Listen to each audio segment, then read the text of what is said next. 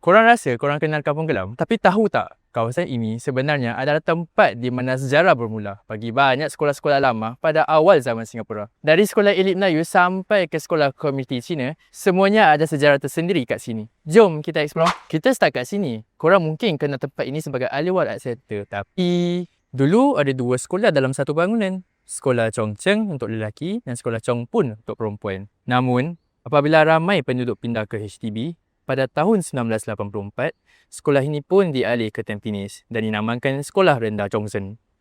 Legasi 1903 mereka masih hidup sampai sekarang. Korang nampak tak kawasan hotel di kawasan saya Alwi ni? Sebenarnya di sinilah terletak bangunan legend yang ada di duit $2 kita.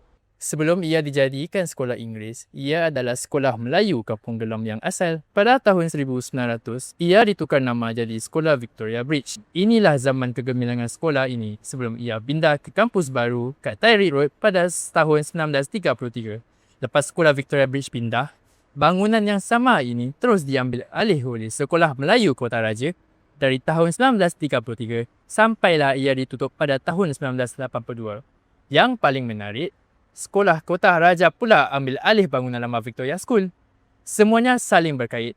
Macam satu pusingan sejarah yang besar. Tapi korang cari celah mana pun sekarang, bangunan sekolah ni pun dah tak ada. Tapak bersejarah ini dah menjadi sebahagian daripada kawasan hotel dan komersial yang sibuk kat Syed Ali. Tapi ramai yang tak tahu, bekas tapak sekolah rendah Stanford ini sebenarnya duduk di atas tapak sekolah yang lain. Dari tahun 1950-an sampai 1976, sinilah Sekolah Melayu Perempuan Kampung Gelam.